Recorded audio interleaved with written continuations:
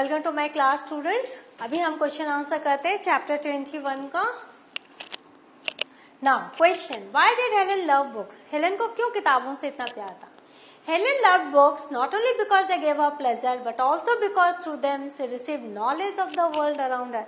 क्योंकि वो देख नहीं सकती थी, सुन नहीं सकती थी, और उनके पास जो किताबें थी उन्हीं से वो पूरी की पूरी दुनिया के बारे में जानकारी लेती थी। तो वो उनको खुशी देता था, प्लेजर देता था, और उन्हीं के थ्रू वो पूरी दुनिया की जानकारी लेती थी। Question 2, why was May 1887 an important month in Helen's life? Helen के जीवन में मे 1887 क्यों इतना इम्पोर्टेंट था? May 1887 was an important month for Helen because it was the month when she started reading her first connected story.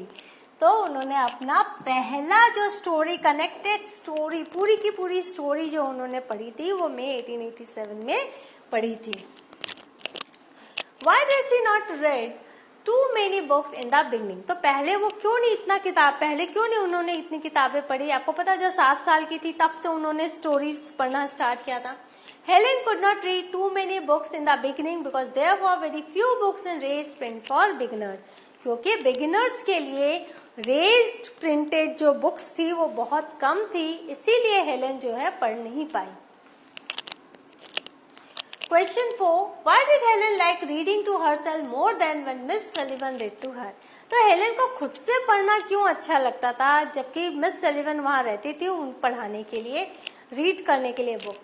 Helen liked reading herself because she could then read the stories she liked. क्योंकि वो खुद से पढ़ना पसंद करती थी, क्योंकि वो तब वो कहानियां पढ़ती थी जो खुद पढ़ना चाहती थी, ओवर एंड ओवर अगेन, और बार बार वो उन कहानियों को पढ़ती थी। It offered her independence of choice. और जब वो खुद से जो पढ़ना चाहती थी तो जो उनको इंटरेस्ट लगता था, जिसमें उनको रुचि होती थी, वो वही कहानी पढ़ती थी और बार बार पढ़ती थी। तो वो फ्री थी, उनको फ्रीडम थी। और जब मिस सलीवन जब वो रीड करती थी तो वो अपनी एक कहानी, अपनी ये बुक वो रीड करती थी। तो यहाँ पर उनको इंडिपेंडेंस ऑफ चॉइस मिली, इसीलिए जो हेलेन है वो खुद से पढ़ना चाहती थी।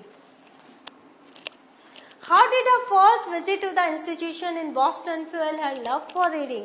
तो जब वो इंस्टीट्यूट ऑफ बॉस्टन के जब वो इंस्टीट्यूट में पहुंची तो उनका जो प्यार था रीडिंग को लेकर, उसको कैसे और गतिमूल्य फ्यूल, कैसे उसमें और ज्यादा फ्यूल में होता है जैसे ईंधन, कैसे वो जो आग थी उनकी पढ़ने की वो और ज्यादा कैसे प्रज्वलित हुई। At the institution in Boston Helen was allowed to spend a lot of time in the library. तो बॉस्टन का जो इंस्टीट्यूट था वहां पर हेलेन को एक्सेसिबिलिटी मिल गई थी कि वो लाइब्रेरी में जब चाहे वो जाए, जो चाहे बुक वो पढ़े। तो वो जो थी एक्सेसिबिलिटी के कारण, वो परमिशन के कारण वो अपना ज्यादा से ज्यादा समय लाइब्रेरी में बिताती थी। Where she wandered from bookcase to bookcase, और एक बुक केस से दूसरे बुक केस में वो जंप करती रहती थी। ये बुक पढ़ी, फिर उधर जाती थी, दूसरी बुक पढ़ ली, taking down whatever book of fingers lighted on, और वही जो भी उनके फिंगर्स को पसंद आती थी वो बुक वो ले लेती थी। Thus she was able to read whatever she wanted, और जो भी बुक वो पढ़ना चाहती थी वो बुक पढ़ लेती थी। Which made her keen to read more, और इससे और ज्यादा उनकी उत्सुकता बढ़ी, उनका और ज्यादा एफर्ट बढ़ा पढ़ाई को लेकर, रीडिंग को लेकर। Question 6, which book did Helen read while sitting on the hammock with Miss Sullivan? तो मिस सलीवन के हैमॉक में बैठ के कौन सी बुक उन्होंने पढ़ी? Helen read the book Little Lord Fauntleroy while sitting on the hammock with Miss Sullivan. तो उन्होंने ये जो किताब है फॉन्टलेरे की, लिटिल लॉर्ड फॉन्टलेरे की जो बुक है वो उन्होंने पढ़ी मिस सलीवन के साथ हैमॉक में बैठ के। Why did Helen feel impatient and Miss Sullivan tried to explain any part of the story? तो एज ए टीचर मिस सलीवन क्या करती थी, कोई भी पार्ट होता था उसको एक्सप्लेन करती थी। तो वो बच्ची थी हेलेन, तो वो कभी कभी इम्पेशेंट हो जाती थी, उनको पूरी स्टोरी जाननी रहती थी एक साथ बिना किसी इंटरप्शन के। Helen did not like the stories to be broken up with explanations. वो चाहती थी कि पूरी स्टोरीज एक बार में उनको बता दी जाए, और वो एक्सप्लेनेशन के लिए जो रुकती थी मिस सलीवन वो उनको पसंद नहीं आता था। Because she thought they were unnecessary. तो उनको लगता था कि लैंग्वेज के बारे में डिस्कशन करना, स्टाइल के बारे में, राइटर के जो एम है, राइटर का जो मैसेज है, वो सब के बारे में डिस्क्राइब नहीं करना है, वो एक्सप्लेनेशन नहीं चाहिए, मुझे पूरी की पूरी कहानी एक बार में सुननी है। She was content to hear the story without leaping into analysis or explanations of its event. तो ये जो इवेंट क्यों हुआ, कैसे हुआ, इसका क्या प्रभाव पड़ेगा, इन सब इवेंट्स के एक्सप्लेनेशन और उसके क्रिटिसिज्म, एनालिसिस में हेलेन का ध्यान नहीं जाता था, वो सिर्फ कहानी सुनना पसंद करती थी। Why did Helen not enjoy fables? तो वो फेबल्स क्यों नहीं सुनना पसंद करती थी? Helen did not like the fact that animals were made to talk. वो ये फैक्ट को ही पसंद नहीं करती थी कि एनिमल्स जो है वो बोल सकते हैं, एक्ट लाइक ह्यूमन बींग्स, और उनको ह्यूमन बींग्स की तरह उनसे एक्टिंग करवाई जाती है, या उनको कहा जाता है कि आप ह्यूमन बींग्स की तरह व्यवहार करो। तो आप जब फेबल्स पढ़ते हो तो आप देखते हो ना, एनिमल्स जो है हम ह्यूमंस की तरह बात कर रहे हैं। तो she didn't like this fact, Helen को ये पसंद नहीं आता था। She also found it difficult to believe that animals like monkeys and foxes could teach humans the truth of life. और उनको ये भी अजीब लगता था कि जो एनिमल्स जैसे मंकी है, जैसे फॉक्सेस है, वो ह्यूमन बींग्स को जीवन की सच्चाई बता सकते हैं। वैसे द थिंग इज दैट कि बच्चों की जो स्टोरीज होती है ज्यादातर फेबल्स होती है, क्योंकि बच्चे जो है एनिमल से ज्यादा कनेक्ट कर पाते हैं अपने आप को। तो हम ह्यूमंस की जो ट्रूथ ऑफ लाइफ है वो जब हम एनिमल्स के थ्रू बच्चों को बताना चाहते हैं तो बच्चे शायद वो जल्दी से समझते हैं, लेकिन हेलेन इस चीज को पसंद नहीं करती थी। Question 9, what was her view about other books featuring animals? तो दूसरे बुक्स के बारे में उनकी क्या राय थी जहाँ एनिमल्स को दिखाया जाता था? Helen enjoyed reading books like The Jungle Book and Wild Animals. She has known because the animals featured in these books were not caricatures of human beings. Moreover, the morals carried by these stories were subtle. तो जो Helen थी, this is she had, तो Helen कहती है कि उन्होंने वो सारी बुक्स वो एंजॉय करती थी, जैसे जंगल बुक और वाइल्ड एनिमल जो कि उनके पास थी। एनिमल शी हैड नोन, जो वो जानती थी, क्योंकि वहां पर इन बुक्स में जो एनिमल्स है उनको as a caricatures of human beings नहीं दिखाया गया, ह्यूमन बींग्स की तरह उनको नहीं इलस्ट्रेट किया गया है। और जो मॉरल्स है वो बहुत ही सूक्ष्म है, इनका जो मॉरल वैल्यूज जो बताया गया है इनके जरिए जंगल बुक एंड वाइल्ड एनिमल्स में, वो बहुत ही सटल है, सूक्ष्म है और सीखने लायक है, इसीलिए ये किताबें उनको पसंद आती थी। What did Helen enjoy about Greek literature and history? Greek literature and history में हेलेन क्या एंजॉय करती थी? Helen had a special fascination for the Greek gods and goddesses. तो ग्रीक गॉड एंड गॉडेसेस के प्रति उनका बहुत अच्छा फैसिनेशन था। In fact she loved them so much, she almost worshipped them. तो वो इतना उनको चाहती थी कि एक तरह से उनकी पूजा करती थी। Why does Helen recommend the Iliad? तो लियाड को उन्होंने क्यों रेकमेंड किया, उन्होंने क्यों बोला ये पढ़नी चाहिए? Helen recommends the Iliad because of the enjoyment she got while reading it. क्योंकि उनको बहुत ज्यादा एंजॉयमेंट मिली थी जब उन्होंने उसे पढ़ा था।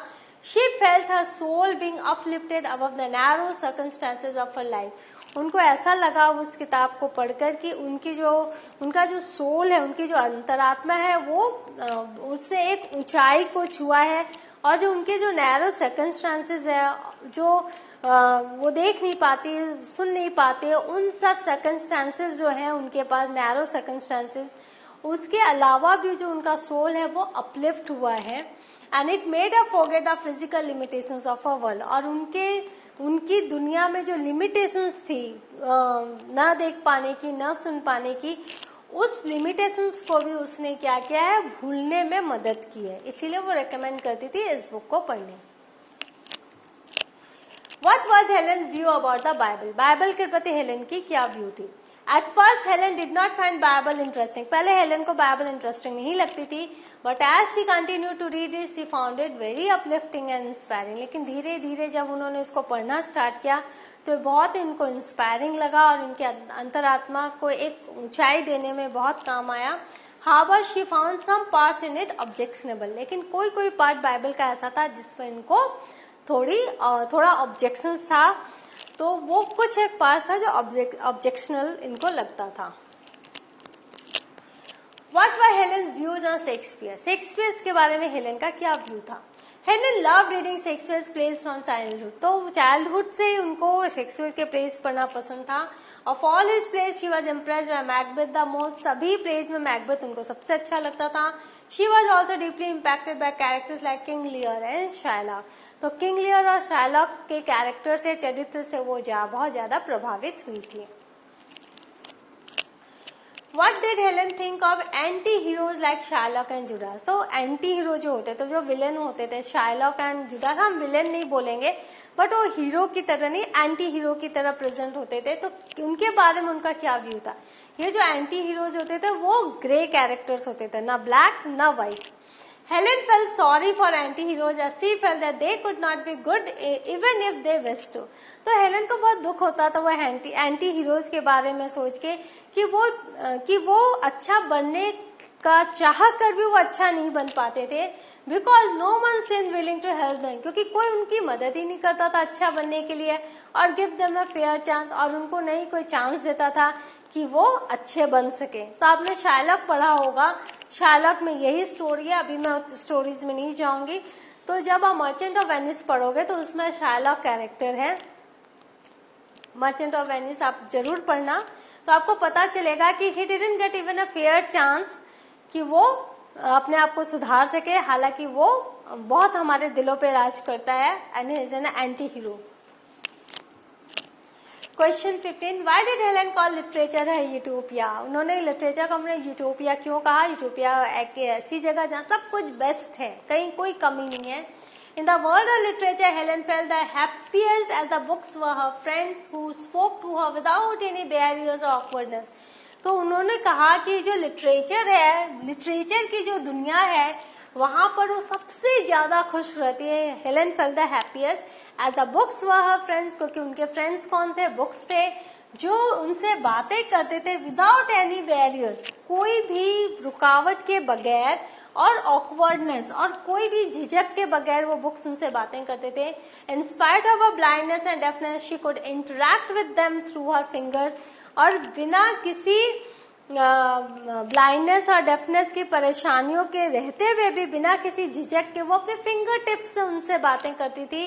And they would reveal the world to her in a way that her senses could not, और उनके सेंसेस जो हमारे उनके जो साइट उनका सेंस काम नहीं करता था, उनका जो सुनने की क्षमता थी वो काम नहीं करती थी, लेकिन इन सब बैरियर्स के बावजूद जो बुक्स थे वो उनके फिंगर टिप्स के थ्रू उनके सामने पूरी दुनिया को लाकर रख देते थे, और उनकी सेंसेस ये काम नहीं कर पाती थी क्योंकि वो देख नहीं पाती थी और सुन नहीं पाती थी। तो जो बुक्स थे वो उनको हमेशा हैप्पी रखते थे।